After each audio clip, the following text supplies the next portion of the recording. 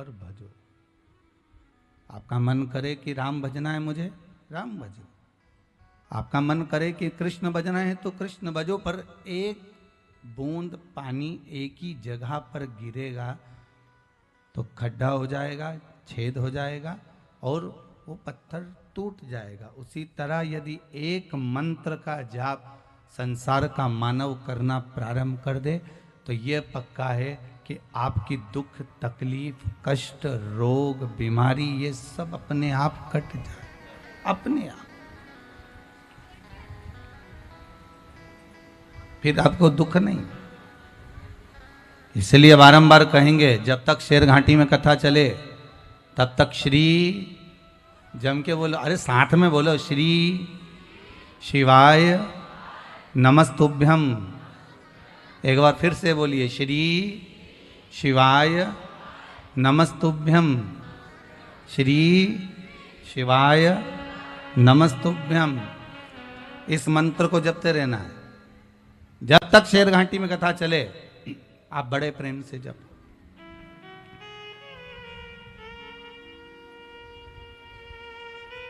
जैसे विष्णु पुराण का, श्रीमद् भागवत का एक एक मूल मंत्र है, उसी तरह शिव महापुराण का मूल मंत्र है श्री शिवाय नमस्तुभ्यम। ये वो मूल मंत्र है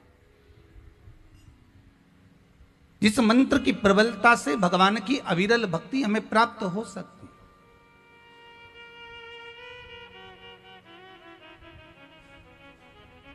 इस मंत्र की प्रबलता से हम भगवान को प्राप्त कर सकते।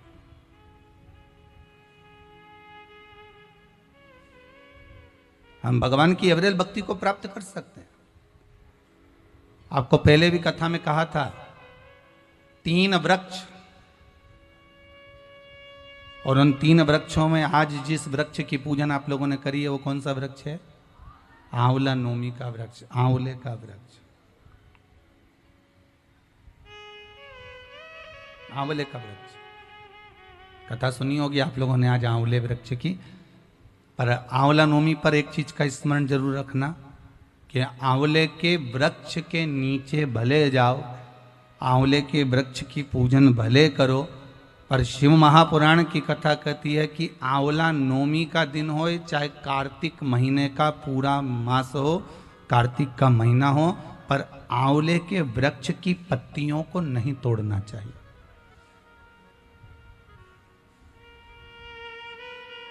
कई लोग बहुत गलती करते हैं, आंवले की पूजन करने जाते हैं ना, तो वो सोचते हैं कि अब आंवले के पेड़ के नीचे भोजन करने का बड़ा महत्व है कि आंवला नवमी के दिन भोजन करना चाहिए। तो कई माताएं इतनी चतुर होती है ना, आंवले की पत्ती तोड़ के ले आती, सिर पे रख के भोजन कर लेती। कर रहे थे क्या?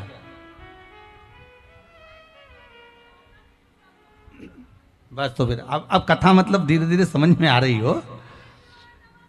श्री शिवाय नमस्तुभ्यम मतलब शास्त्र कहता है कि अगर एक पत्ती टूटना,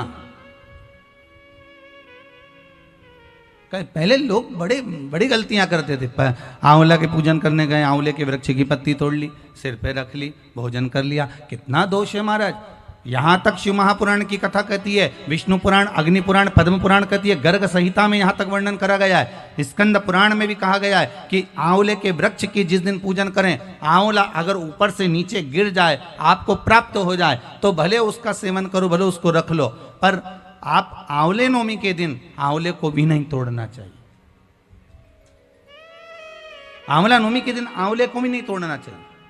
यहां तक शास्त्र वर्णन करता है कि राजा एक वैश्य बड़ा धर्मात्मा था, बड़ा धर्मात्मा। आप लोगों ने आज कथा सुनी होगी, कितना धर्मात्मा राजा। बस उसका एक नियम था, वो प्रतिदिन एक सोने के आंवले का दान देता था।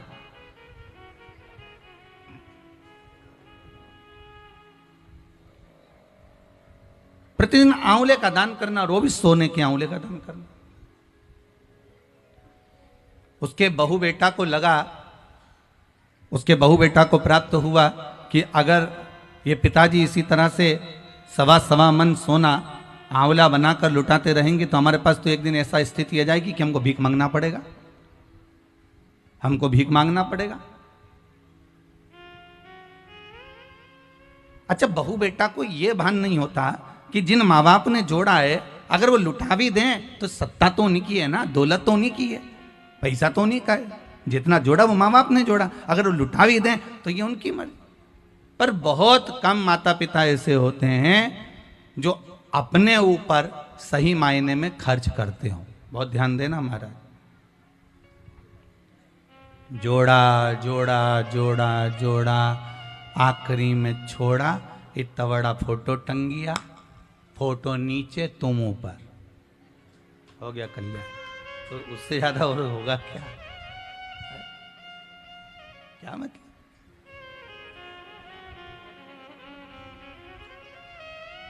और फोटो पे भी प्लास्टिक के फूल की माला, ओरिजिनल भी कोई नहीं चढ़ाता, 10 रुपए की एक आती है। कौन चढ़ाएगा 10 रुपए की एक माला?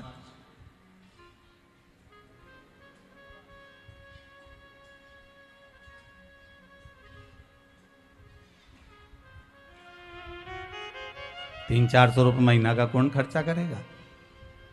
एक बार में लिया है, गया जी गए तब माँ विष्णु चरण के पास में बहुत दुकान लगी थी। कहा ये माला उतार के देता साहब, तो के 60 रुपए की है, चलेगी, प्लास्टिक की है, हाँ प्लास्टिक की है, बस धो लो, दिवाली पे फिर टांग दो, फिर धो लो, दिवाली पे फिर टांग दो। तुमने कहा पिताजी को यही माला अच्छी रहेगी हो, दादाजी चले गए ना, उनके लिए ये माला जोरदार है, उठाओ धो टांग।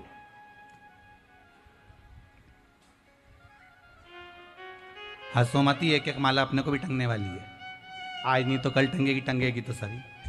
माला किसको नहीं टंगी, टंगना। पर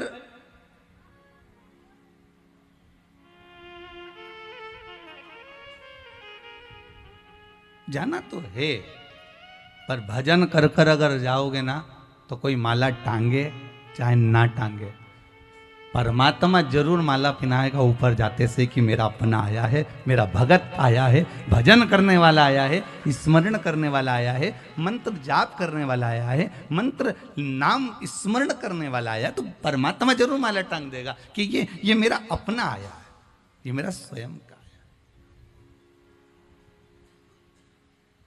वो जरूर टांगेगा। एक वृक्ष की पत्ती, मात्र एक वृक्ष की पत्ती अगर टूटती है तो उसका भी दोष है।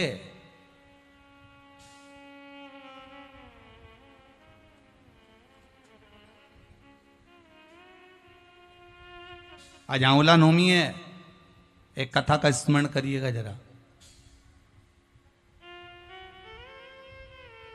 सीताराम सरकार, भगवान राम जी महाराज आज अयोध्या में बड़े ठाठ से विराजे हुए हैं, बड़ी अलमस्ती में बैठे हुए हैं।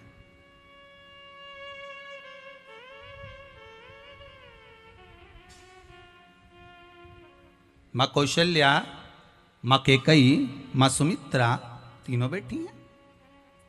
राम उस समय पर राजा बन चुके हैं, अवधपुरी में अयोध्या नरेश बनकर, अयोध्या के राजा बनकर में सीताराम सरकार बैठे हुए हैं। श्री हनुमान जी महाराज भी चारों तरफ उनके लिए भ्रमण करते रहते हैं। भरत जी महाराज, लक्ष्मण जी, शत्रुघ्न जी उनकी सेवा में दिन रात लगे रहते हैं। सीताराम सरकार बैठे थे आज संध्याने से।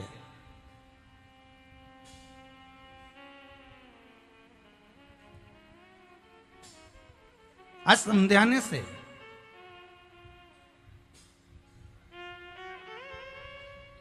राम जी के ससुराल से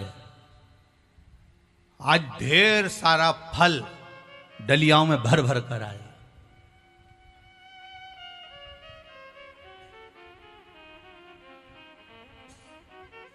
एक दो डलिया फल की भरी, ढेर डलियां फल की भरी और भरा बना। मालूम पड़े थोड़े समय के बाद क्या देख रहे हैं राम जी महाराज कि राजभवन में फल तो भरा हुआ आ रहा है, तो डलिया भर भर कर फिर सामने से फूल भरे भरे आ रहा है।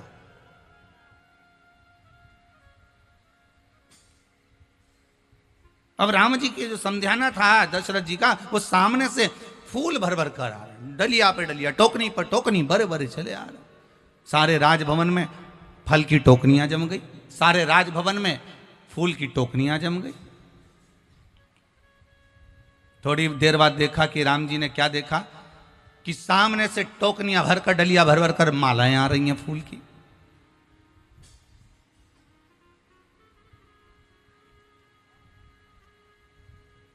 फिर थोड़ी देर बाद राम जी क्या देखते हैं कि सामने से सारे वृक्षों की पत्तियां टूट टूट कर डलियाओं में भर भर कर यहां समध्याने में आ रही हैं, राम जी की यहां आ रही हैं। बहुत ध्यान देना महाराज, आज की शिव महापुराण की कथा जो शेर घाटी गया बिहार से चल रही है, यह कथा शायद आपके जीवन को बदल दे कि एक पत्ती भी अगर टूटती है तो उसका दोष क्या है, वो ये कथा बता रही है।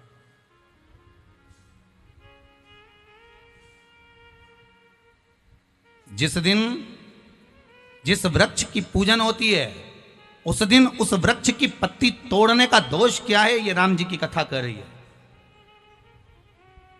ये राम कथा कर रही है।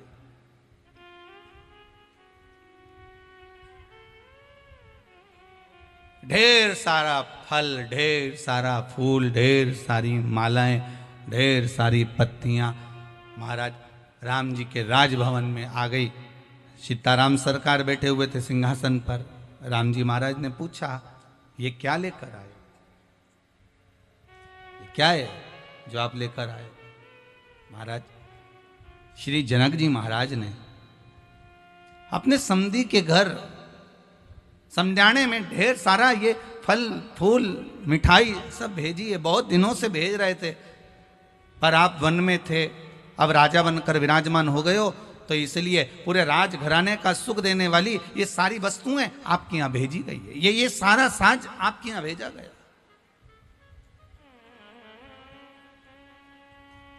महाराज एक बेटी का बाप, एक बेटी का पिता अपनी बेटी के यहां क्या ना लेकर जाए। आप भी अपनी बेटी के यहां जाती होगी ना, तो मिठाई, जाना बेटा जरा मिठाई लिया, अपना शेर घाटी का कोई अच्छी चीज होगी ना पसंदीदा, तो कब बेटी के यहाँ ये भेज देना, उसको ये पसंद है हो, अपने यहाँ से जाए तो ये सामान रखकर भेज देना हो, जो सामान लेकर जा। तो समझाने में क्या ना भेजा जाए बेटी के घर में, ढेर सारी सामग्री बहन बेटियों के घर में भेजी जाती है कि मेरी बेटी के यहाँ सामान पहुंच जाए, मेरी बेटी के यहाँ सामग्री पहुंच जाए।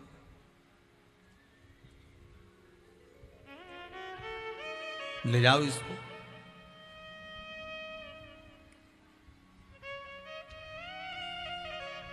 अब कौशल्या मैया बोली, जनक जी को हमारी ओर से नमन करिएगा और जनक जी से कहिएगा आपने जो सामग्री भेजी हमने स्वीकार करी है,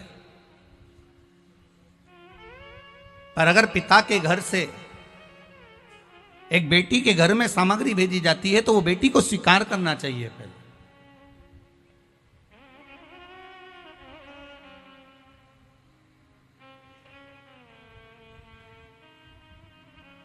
ये राजघराने में लाने से पहले आप जानकी जी के कक्ष में पहुंचा दो,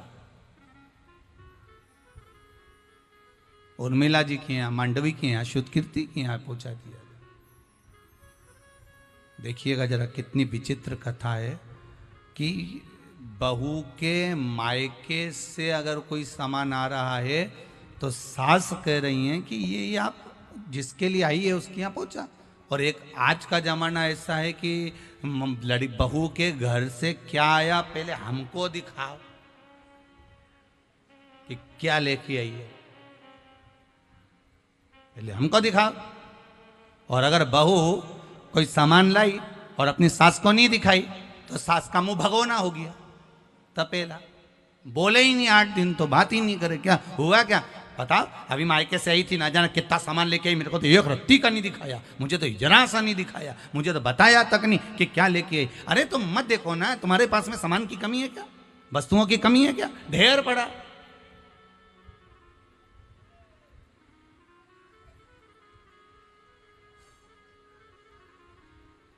पर आसक्ति खत्म नहीं होती ना, दिक्कत तो आसक्ति की है। हमारी आसक्ति कहां खत्म होती है, बस छठ पूजन में जाएगी, पूजन तो बाद में करेगी, पहले जितनी माताएं पूजन करने के लिए खड़ी होगी उन सब की साड़ी पहले देखेगी, कितनी जोरदार लग रही है, पीली अच्छी लग रही है, नीली अच्छी लग रही है, लाल अच्छी लग रही है, अगली बार मैं छठ पूजन करने जाऊंगी तो यही वाली खरीद के लाऊंगी, देखना।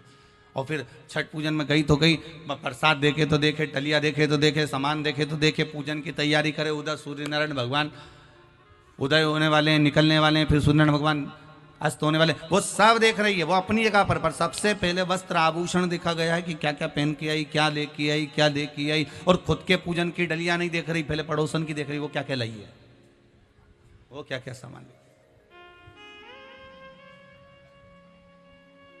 उसका सामान पहले देखा गया।